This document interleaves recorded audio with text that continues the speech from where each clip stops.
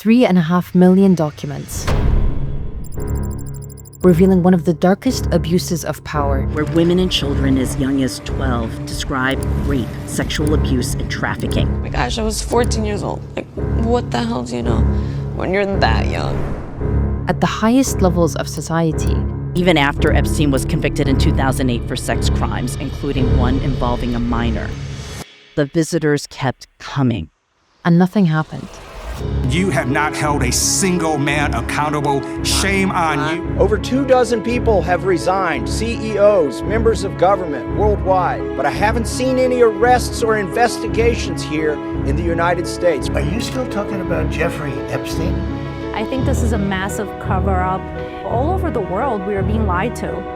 Americans have flooded the streets to protest police brutality, for women's rights, against ICE, and even for Gaza. So how can something this disturbing only produce this? The satirical statue of Donald Trump and Jeffrey Epstein hand in hand has now been taken down. A lot of evil motherfuckers out here on this street. Bunch of pedophiles, bunch of rich pedophiles. The outrage certainly exists, but it's been systematically diffused and diluted. And I believe that's by design. There's a concept that helps explain what's going on here called the Overton window. It's the range of ideas that a society considers acceptable, what feels normal to talk about or believe. Everything within the window is seen as reasonable, and what is outside it is not, to varying degrees, from not very normal to radical to unthinkable. But that window isn't fixed. It can shift over time. And one of the ways it shifts is through repeated exposure to the extreme, the unthinkable. Not because it will be accepted by the masses, but because it makes the less extreme things seem more acceptable. And in the process of being repeatedly exposed to the unthinkable itself becomes familiar too. I believe there are 4 forces pushing that window in the United States towards a place where something like the Epstein files doesn't mobilize people. It overwhelms them. The first is the most obvious: desensitization. Years ago, these files may have triggered a political crisis and protests across the US, like these events from Trump's first presidency. And when you're a star, they let you do it. You can do anything. Whatever you want. Grab them by the... They came from across the country. President Trump signing a new executive order imposing a 90-day ban on visas for citizens from 6 Muslim-majority countries. It was a huge crowd, and a loud and an angry one. And I say huge. They seem tame compared to what we've learned from the Epstein files. Here is a witness statement who called into the FBI's Threat Operations Center, and he met a girl who said she was raped by Donald Trump and Jeffrey Epstein. She later had her head blown off, and officers at the scene said that could not have been suicide. No one at the Department of Justice interviewed this witness. Thank you for a fun night. Your little girl was a little naughty.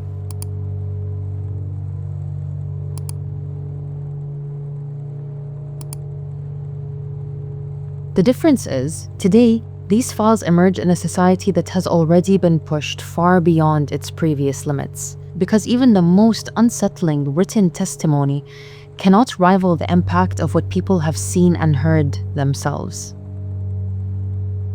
Towns and cities have been reduced to rubble and dust.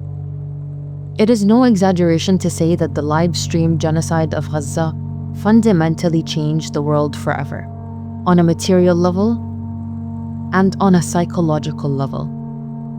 I think the average person before couldn't say that they'd ever seen a man burned alive, or a father carrying the pieces of his child in a plastic bag. What was seen was so shocking that across the world, people took to the streets in the millions. From Barcelona to Athens, Mexico City to Rio de Janeiro. With time, the horrors Israel unleashed on Gaza escalated. But the mass mobilization didn't. What psychology tells us is that the human brain is not built to remain in a constant state of alarm. There is a process known as habituation, where repeated exposure to the same stimulus gradually reduces the intensity of our emotional response to it. Not because the stimulus becomes less severe, but because the brain, in order to function, has to adapt. It has to dampen the response so that it can function and survive. I felt this happen to me in real time. At the beginning of the genocide, working with footage like this was physically unbearable. There were nights I couldn't sleep, and many moments where I had to step away from the screen because my body was rejecting what I was seeing. But slowly, something was shifting.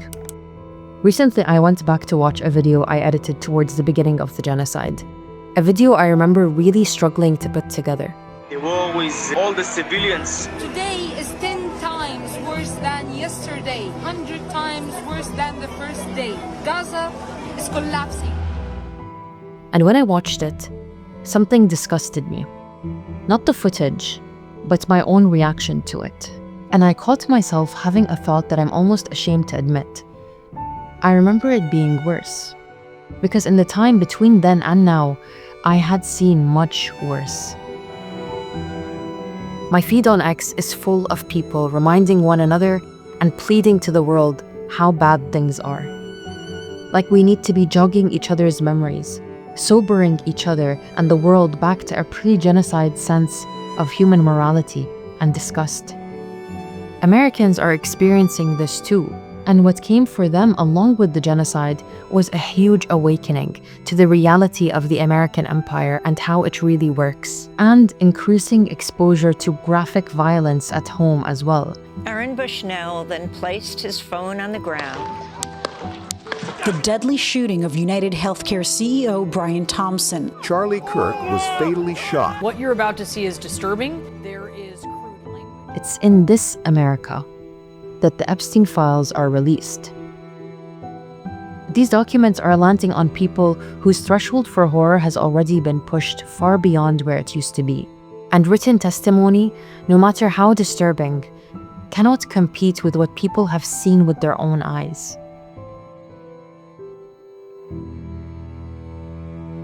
But desensitization alone doesn't explain it, because people still have the capacity to process and then organize. Except that that ability is under attack too. And that brings us to the second force. A sustained war on the mind. We're living in an age of short-form content and shorter attention spans. Every event, no matter how significant, is dropped into this constant, fast-moving feed where it has to compete for attention with everything else. In this digital environment, the way something is presented becomes just as important as what it contains. After almost 7 years of slow dripping information and waiting, all at once, 3.5 million files are dumped. If you piled all the documents released on top of one another, we're told it will be twice the height of the Eiffel Tower. It's overwhelming by design.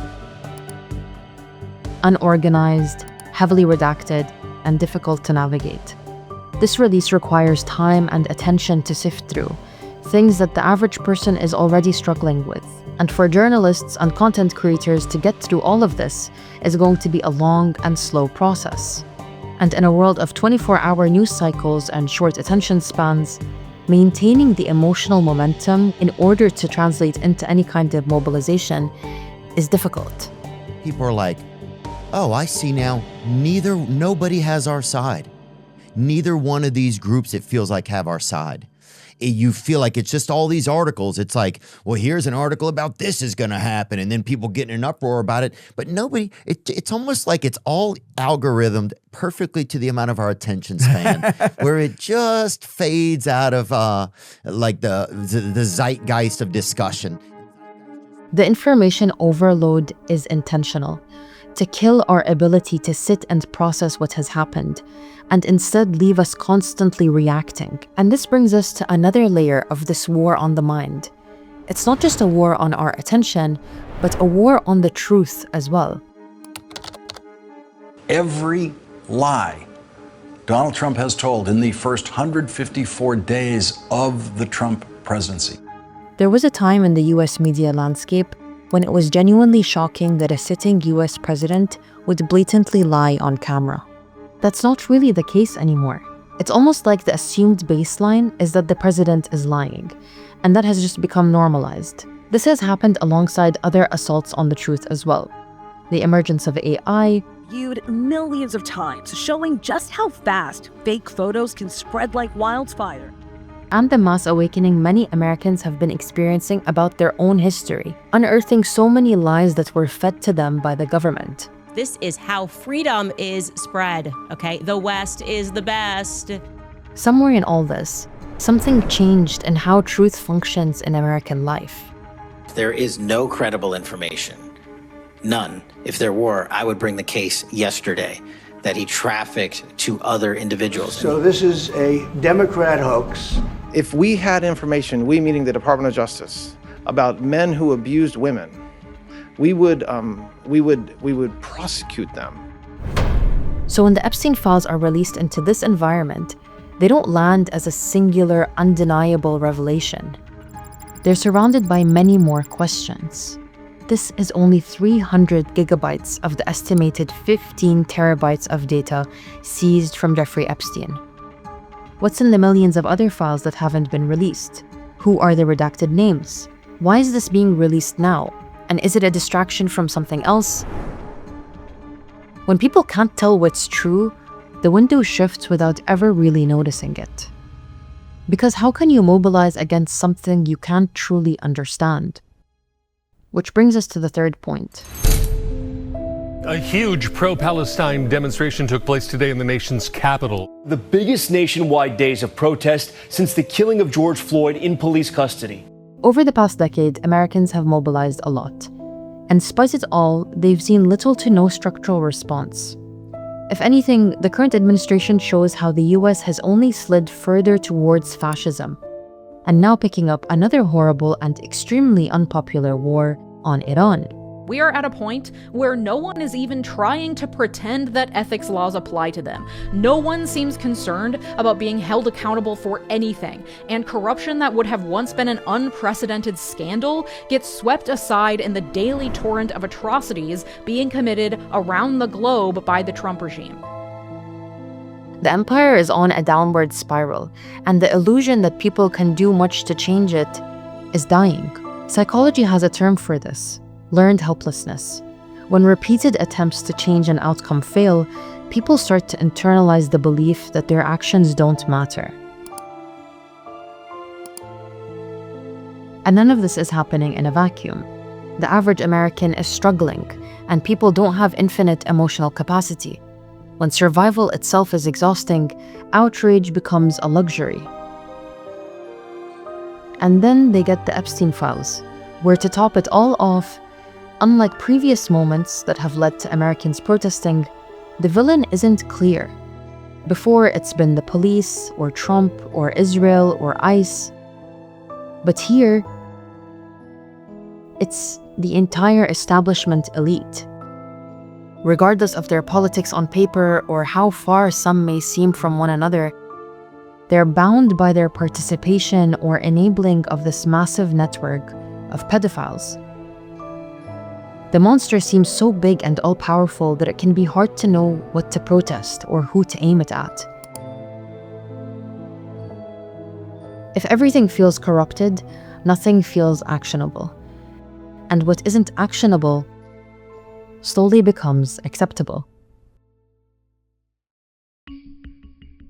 Last is one of the most powerful forces in moving the Overton window: the media. The more they focus on a story through a certain framing, the more that framing becomes fact and any other considered conspiracy.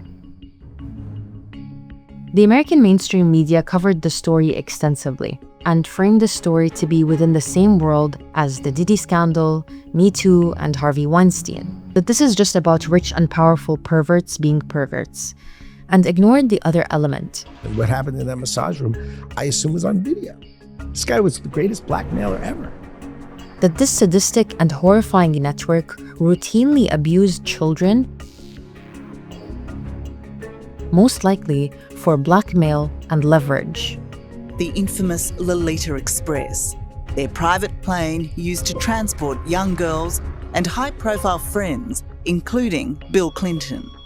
She also told me in that meeting that the private plane that she and Jeffrey used, was wired for audio, video. And the evidence highly suggests that they were Mossad assets. They were all essentially commodities to him, traded for the advantage of one single cause, which is Israel. That was the motive. And we know he had, extensive high-level connections to the Israeli regime, to its government, to security, intelligence, its financing circles, its business community. That was the means that went with the motive. So it's a story about Israeli influence in the highest corridors of power and wealth. Epstein had a very close relationship with former Israeli Prime Minister Ehud Barak, who would stay at his apartment so frequently that Epstein's staff called it Ehud's apartment. He was sort of an unofficial ambassador who could use this network that they had created together to be kind of a front man, an advance man for the Israeli regime. So Epstein served as an advisor to Barak, and he was facilitating introductions to tech investors and financial firms. One of them was Palantir. That's the US-based data analytics firm founded by Peter Thiel, and they are deeply involved in government and surveillance. Here is a clip from a call between Epstein and Barak. Palantir is Peter Thiel's company. Palantir, P-A-L-A-N-T-I-E-R? Yes. Epstein tried to procure cyber weapons for Israel. Aren't we done? Like, that's it. Like, is there someone who is not connected to a government and their intelligence agencies that tries to get cyber weapons for that government? The mystery of the woman next to Jeffrey Epstein. Ghislaine Maxwell, accused of being Epstein's right-hand woman. Ghislaine Maxwell's father was Robert Maxwell, a media and publishing tycoon who owned the Daily Mirror. Was one of the most important and powerful people in British public life in the 70s and 80s. A man with long suspected ties to the Mossad, who mysteriously died when he fell from his yacht. His body was brought to Israel to be buried in Jerusalem's Mount of Olives. That's a graveyard reserved for Israel's elite servants. His funeral was attended by Israeli Prime Minister Yitzhak Shamir, Israeli President Chaim Herzog, and at least 6 serving and former heads of Israeli intelligence. A lot of Mossad agents at that funeral. Epstein quotes a book called Robert Maxwell, Israel's Super Spy, in an email titled, "He Was Passed Away." Epstein's lawyer was Alan Dershowitz. The informant believed Dershowitz was co-opted by Mossad and subscribed to their mission. So the confidential human source remembered Dershowitz tell Alex Acosta, the US Attorney Southern District of Florida at the time, that Epstein belonged to both US and Allied intelligence services. CHS shared phone calls between Dershowitz and Epstein during which she took notes. After these calls, Mossad would then call Dershowitz to debrief. And Epstein's very close friends were these Norwegian diplomats who were famous for playing a key role in the Oslo Accords, the peace plan that many Palestinians see as having been a trap for Palestinians. Was one of the architects of the Oslo Peace Accords. The diplomat Rod Larson, quote, wrote official letters of recommendation to US authorities to secure visas for young Russian women in Epstein's orbit, claiming they possessed extraordinary abilities suitable for research roles. He also calls him his best friend. So why does mainstream US media suppress this story? Can we discuss the blackmail operation that was taking place and which government that's a special ally of the United States put him up to it? And do we really want to be allies with a country that kidnaps young girls for rape just so they can have dirt on American politicians and control our foreign policy? Spoiler alert, the topic was changed promptly to Epstein's relationship with Russia. Possible connections between convicted sex offender Jeffrey Epstein and Russian intelligence services. Growing suspicions of a Russian connection. Fueling speculation that Epstein could have been working for Russia. Imagine if the story was Epstein tried to procure cyber weapons for China. Do you think we'd be talking about that nonstop? Of course. Everybody would be like, China, our mortal enemy, China. Or just a random country, Kenya. Like, I imagine New York Times, CNN would be like, whoa, Kenya's all over the Epstein files. And it turns out he was trying to get cyber weapons for Kenya. He was trying to get America to bomb Kenya's neighbors on behalf of Kenya. Wow, what an amazing story. When it's Israel, shh. The Israel connection is undeniable. Ignoring this or letting this fact just slip by allows the idea of this happening to become acceptable and normal. Investigations are now underway in at least 10 countries. Britain's former Prince Andrew has been arrested on suspicion of misconduct in public office. Norway is living through the crisis the US never had over the Epstein files. The country's former prime minister and top diplomats found themselves under police investigation and forced out of their roles. Lord Mandelson had been sacked as US ambassador because more links with Jeffrey Epstein had emerged. What happens in the heart of the empire doesn't stay there. What the Epstein files reveal is not just the moral depravity of a few individuals, but how the system that governs all of us works. Are you still talking about Jeffrey Epstein? And the reception of the files reveals how this system is able to sustain itself. It doesn't try to hide anything, but it reveals just enough in a world that's already been pushed too far to respond. Now we can see this as a push of the Overton window, or we can identify the common denominator involved in all of these elements that's already been sitting at the far, far end of the spectrum for a very long time. Israel. And instead of a push, maybe this is all a pull. Because the levels of moral depravity involved here have long been within the Zionist Overton window.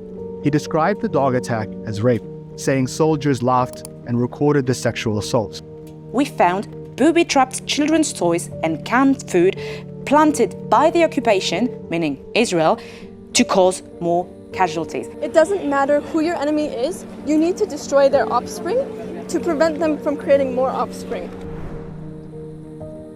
And that pull has become even more clear in the US and Israel's latest collaboration, the war on Iran.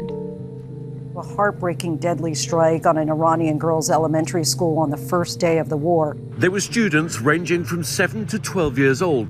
Lebanon's declared a day of mourning. She was 4 years old and called Lamar, an angel to her family. When they found her body, she'd been decapitated.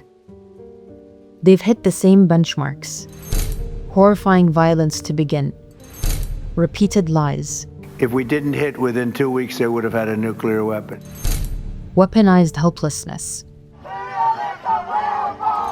And media complicity. For the long-term gain. Short-term pain for the long-term gain. Short-term pain be for long-term gain. We're going to have some short-term pain with long-term gain. A world that has failed to stop the genocide in Gaza and failed to bring justice to the powerful around Epstein is what paved the way for what is happening now, where the people of Iran, Lebanon, and Palestine are experiencing levels of savagery that were once debilitating for us to watch in Gaza. My son was just out playing. How can he be here now? I can't see him anymore. I can't look into his beautiful eyes. I have no words anymore.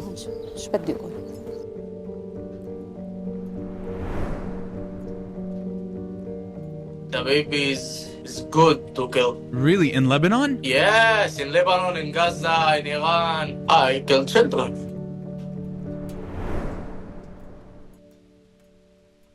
What Jeffrey Epstein built on that island and in that house and in that ranch weren't anomalies.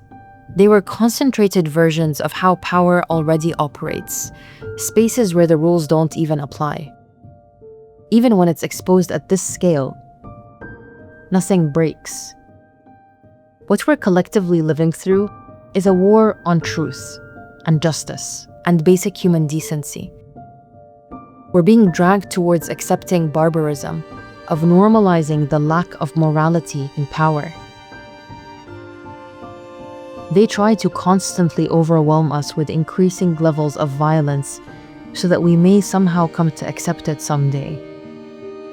But it is our duty and our moral imperative to resist that, even if it's just within ourselves, every day. A special thank you to our supporters on Patreon. Doing this work takes time, resources, and editorial independence, so it wouldn't be possible without our supporters online. If you believe in what we're doing and want to be a part of this with us, you can join our Patreon. It's how we keep this going.